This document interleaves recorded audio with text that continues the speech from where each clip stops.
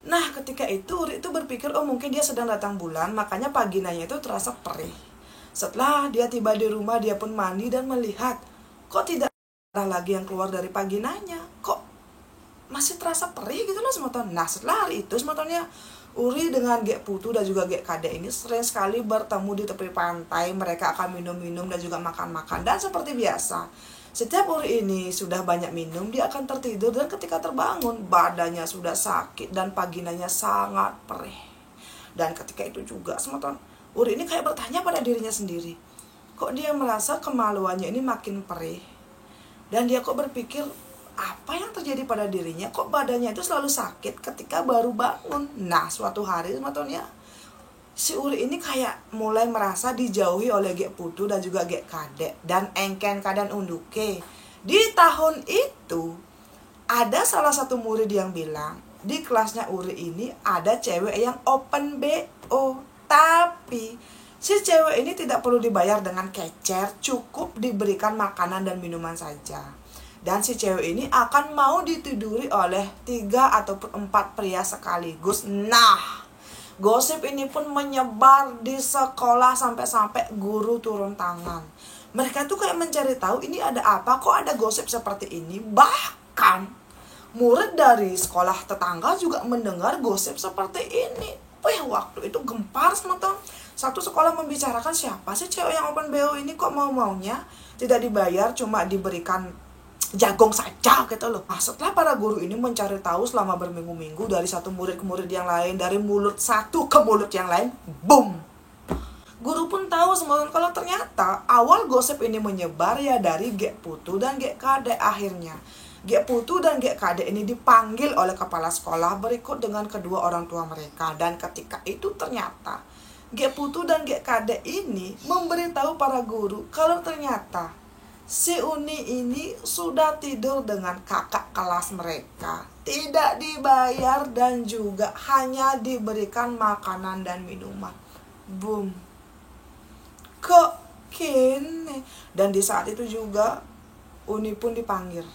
Saat Uni ini dipanggil dan juga ditanyai seperti ini oleh guru perempuan, ya gurunya ini kayak bertanya dengan pelan, benar kamu gini nak, gini. Uni pun tidak mengaku karena ya dia tidak merasa pernah menjual dirinya kepada siapapun. Dan Uni juga merasa dia tuh masih perawan semeton. Karena gosip ini tuh kayak viral sekali di zaman itu. Dan kok bisa-bisanya satu sekolah malah menuding Uri ini jual diri. Ya, dia pun disuruh untuk membawa kedua orang tuanya. Dan ketika itu Uri pun membawa tante Sri ke sekolah dan menjelaskan dia tidak pernah menjual diri, dia juga masih perawan. Dan anehnya, Gek Putu dan juga Gek Kade malah bilang kalau si Uri ini berhubungan dengan kakak kelas, dan kakak kelasnya itu sebanyak 8 orang secara bergantian. Uri benar-benar bingung, dia tidak tahu kenapa kok teman baiknya yang 2 orang ini bisa bersaksi seperti itu. Dan karena inilah Uri, Gek Putu, Gek Kade dan juga 8 kakak kelas yang diceritakan oleh si kedua begundal ini dipanggil.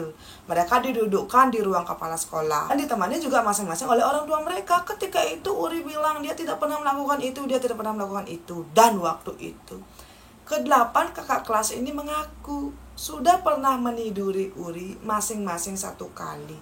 Dan yang menghubungkan mereka adalah Gek Putu dan Gek Kade. Gek Putu dan Gek Kade bilang, ke-8 kakak kelas ini kalau ingin tidur dengan teman mereka, mereka cukup membawa minuman keras termasuk dengan makanan saja dan tidak akan ketahuan. Nah, di sini terbongkar semeton kalau ternyata selama ini si Uri ini sudah dijual secara gratis oleh si Gek Putu dan juga si Gek Kade. Boom boom boom. Kok gini?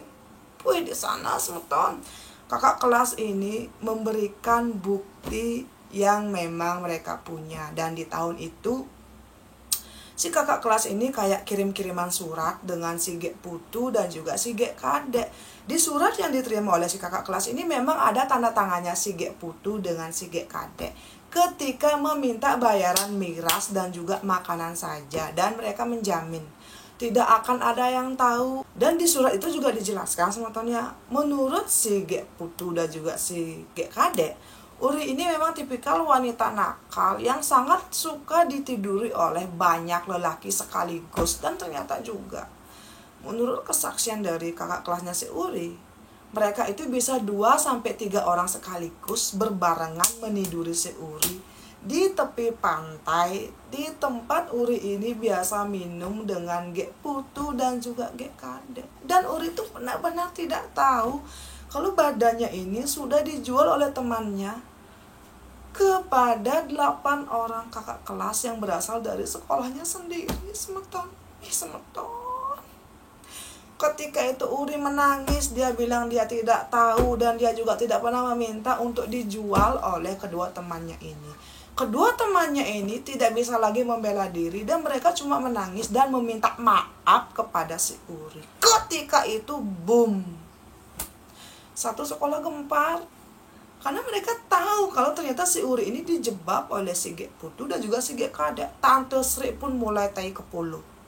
Dia menuntut pihak kepala sekolah untuk melaporkan ke 8 kakak kelasnya si Uri ini, termasuk Gek Putu dan juga Gek Kade, ke polisi semeton. Dan akhirnya setelah diusut semetonnya, ke-8 kakak kelasnya si Uri ini dengan si Gek Putu dan juga si Gek Kade di penjara semeton. Dan karena saking malunya, Uri pun berhenti sekolah. Tapi Tante Sri berjanji dia tidak akan membongkar rahasia ini kepada keluarganya si Uri, karena tidak mau Uri ini kayak disalahkan atau mungkin nanti dicap sebagai wanita yang tidak baik. Karena memang kayak desanya si Tante Sri dengan desanya si Uri ini memang lumayan jauh semeton. Dan ketika itu Uri ini akan dicarikan paket C oleh si Tante Sri. Semeton. Kalian bisa bayangkan nggak? 2 teman yang dipercayai oleh si Uri ini ternyata menjual mereka. Ya, setelah diselidiki semetonnya, si Gek Putu dan si Gek Kade ini iri karena kok bisa-bisanya Uri ini selain cantik, dia juga pintar dan banyak sekali kakak kelas yang suka kepada Uri, yang padahal selama ini Uri kan tidak pernah menanggapi siapapun semeton. Jadi dari lama Gek Putu dengan Gek Kade ini memang sudah benar-benar benci dan juga ingin membalas si Uri ini dengan cara yang seperti itu. Dan kalaupun umpamanya mereka ini tidak menyebarkan gosip dan guru tidak turun tangan mencari tahu dari mana sih sumber kelemesan ini, sumber kegosipan ini, mungkin tidak akan pernah ada yang tahu kalau ternyata si Uri sudah pernah ditiduri secara beramai-ramai oleh kakak kelasnya karena hasutan dari kedua bestainya ini semeton. Setelah si Uri ini selesai sekolah semetonnya, dia pun mulai mengejar paket C dan juga membantu semua bisnisnya Tante Sri. Nah, berkat bantuan Tante Sri ya, Uri pun mulai sembuh dan bisa keluar dari traumanya ini. Dia pun menyibukkan diri membantu Tante Sri ini untuk mengelola bisnisnya. Kadang-kadang antar jemput Tante Sri, dia akan membersihkan rumahnya Tante Sri. Pokoknya dia tuh benar-benar berusaha move on semeton. Karena dia tidak tahu kenapa kok dia bisa diperlakukan seperti itu semeton. Selama berhari-hari si Uri ini cuma menangis dan tidak mau makan. Tapi asung karenya Tante Sri sangat baik dan juga selalu mendampingi si Uri sampai suatu ketika, tepatnya 3 bulan setelah kejadian ini, Uri kok merasa ya dia sering mual, badannya sering sakit, dan dia sadar kok dia tidak ada datang bulan. Ketika itu Uri pun bercerita kepada si Tante Sri, dan Tante Sri pun mengajak Uri ini pergi ke bidan untuk cek kehamilan. Dan ternyata benar semeton, bidan bilang kalau si Uri ini sudah hamil. Dan waktu itu dibilang juga sepertinya kandungannya si Uri ini sangat sehat dan tolong dijaga dengan baik. Boom. Bisa nggak sih kalian membayangkan betapa hancurnya hidupnya si Uri ini gara-gara 2 bestie yang dia percaya. Dia yang tidak pernah tahu apa dan bagaimana caranya berhubungan badan, tiba-tiba diperkosa rame-rame, dijual oleh temannya. Dan sekarang dia sedang dalam keadaan hamil. Dan yang lebih parah, dia tidak tahu semeton siapa ayah dari anak yang sedang dia kandung. Waktu itu semeton, Uri merasa dunia ini berhenti berputar dan dia itu ingin sekali bunuh diri. Berkali-kali Uri ini mencoba, tapi anehnya ya Tante Sri selalu tahu dan selalu mencegah. Dan ketika itu Tante Sri bilang, kalau kamu ingin menggugurkan ini, Tante akan membantu, tapi tolong jangan pernah lakukan ini. Karena kalau kamu melakukan ini, apa nanti akan Tante bilang kepada kedua orang tuamu? Di sana Uri pun kayak berpikir kembali. Akhirnya berkat bantuan dari Tante Sri ya, Uri ini pun di rumah sakit swasta yang ada di kota tetangga. Selama 1 bulan semeton Uri tidak bisa bangun dari tempat tidur karena dia ini mengalami pendarahan. Dan karena pendarahan ini ternyata rahimnya itu infeksi dan terpaksa rahimnya Uri ini diangkat sampai-sampai dia selamanya tidak akan bisa punya anak. Kedua orang tuanya tidak pernah tahu semeton kalau Uri mengalami hal seperti ini, karena waktu itu kan dia itu tinggal di rumahnya Tante Sri, dan biasanya Uri ini akan pulang 6 bulan sekali, dan itu pun dia pulang biasanya saat Hari Raya Galungan dan juga Kuningan ataupun Nyepi. Dan memang orang tuanya ini tidak pernah melalui ke rumahnya Tante Sri karena ya memang mereka itu keterbatasan biaya. Dan karena inilah semetonnya Uri merasa benar-benar hancur semeton. Apa yang harus dia lakukan? Karena masa depannya sudah benar-benar hancur karena kebiadaban kedua temannya ini.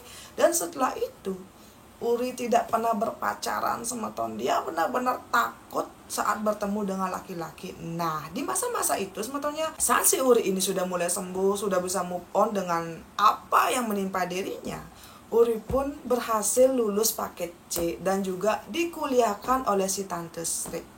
Setelah si Uri ini kuliah, dia itu dipercayai menjadi kaki tangannya si Tante Sri untuk membantu mengelola semua bisnisnya si Tante Sri. Dan ajaibnya, saat itu engken keadaan unduke, si Tante Sri ini tiba-tiba jatuh sakit dan berkali-kali bolak-balik opname di rumah sakit. Dan saat itu yang mengelola 100% bisnisnya si Tante Sri ini ya si Uri semeton. Dan setelah si Tante Sri ini sembuh, dia berterima kasih banget karena saat Tante Sri ini sakit, Uri benar-benar jujur ketika mengelola bisnisnya. Nah, saat itu juga Uri bertanya, mau nggak kamu menikah dengan putra pertama Tante?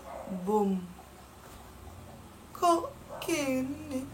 Uri seperti bermimpi di siang bolong. Kok bisa-bisanya Tante Sri bertanya seperti itu? Tapi ternyata anak pertamanya si Tante Sri ini sudah jatuh cinta kepada Uri dari pertama kali mereka bertemu semeton. Nah, saat itu sebetulnya si Tante Sri ini menjelaskan kalau ternyata putra pertamanya ini dinyatakan mandul oleh dokter dan seumur hidup tidak akan bisa punya keturunan. Dan karena itulah putra pertamanya ini selalu gagal akan menikah. Setiap calon istrinya ini tahu kalau dia itu tidak bisa punya keturunan. Dan putra pertama si Tante Sri ini juga bilang kalau dia tuh benar-benar mencintai si Uri semeton dan tolong Tante mengizinkan agar dia bisa menikah.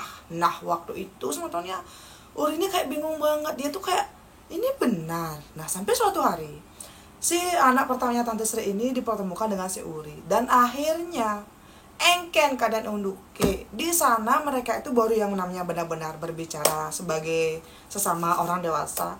Dan Uri pun mengiyakan. Yang padahal ketika itu Uri berpikir tidak masalah dia tidak menikah tanpa cinta, karena yang penting dia itu nanti di hari tua punya sandaran.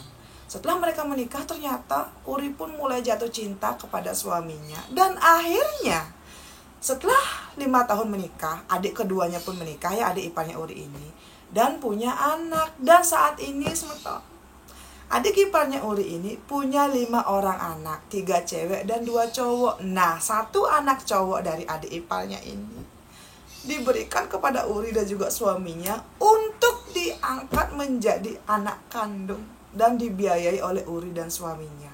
Setelah mengangkat anak dari adik ipar ini ya, kehidupannya Uri pun makin bahagia. Usahanya dengan suaminya sukses. Sekarang dia juga sudah bisa mengangkat derajat kedua orang tuanya, membuatkan orang tuanya rumah, memberikan kendaraan, dan juga dia hidup dengan sangat bahagia bersama dengan mertuanya yaitu Tante Sri, adik ipar, suami, dan juga putra kecilnya.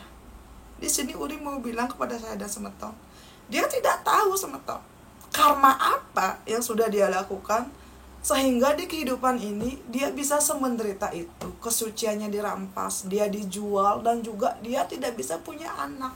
Semua cita-cita yang sudah dia hayalkan dari jauh-jauh hari tiba-tiba musnah. Tapi melalui Tante Sri, Tuhan memberikan kebahagiaan yang luar biasa sampai detik ini. Dan Uri bilang dia benar-benar berterima kasih dan juga bersyukur kepada Tante Sri, yaitu ibu mertua yang sangat mencintai dia. Dan juga sangat bersyukur Tuhan masih memberikan dia kesempatan sampai detik ini bisa hidup dengan bahagia. sehat, dan juga bisa punya keluarga yang sangat baik dan sempurna seperti saat ini. Nah, di sini Uri juga ingin bilang kepada orang-orang yang sudah pernah menyakiti dia di masa lalu, semoga hidup kalian bahagia, dan semoga apa yang terjadi pada Uri di masa lalu tidak akan pernah terjadi kepada keturunan kalian di masa depan. Nah, semeton, inilah cerita dari Mboge Uri tentang masa lalunya yang luar biasa kelam. Sampai detik ini keluarganya tidak pernah tahu apa yang terjadi kepada dia, dan dia juga tidak pernah mau menceritakan ini kepada keluarganya. Yang tahu cuma suami, mertua, dan juga sekarang saya, dan juga untuk semeton. Nah, untuk Mboge Uri, terima kasih Mboge karena sudah mau menceritakan ini semua, sehingga saya itu mulai terbuka kalau di balik musibah Tuhan pasti selalu akan memberikan kita kebahagiaan yang lebih luar biasa selama kita mau move on dan juga berusaha. Nah, untuk semeton, coba dong kalian berkomentar, bagaimana menurut kalian cerita dari Mboge Uri ini? Apakah kalian percaya ada orang yang sebegini menderita dan juga sebegini beruntungnya, atau bagaimana? Silakan semeton berkomentar. Dan juga untuk Mboge Uri, sukses semua banget. Untuk semetonku, jangan lupa ya, tinggalkan jejak dengan cara like, komen, dan subscribe. Sampai ketemu di cerita saya selanjutnya. Dadah.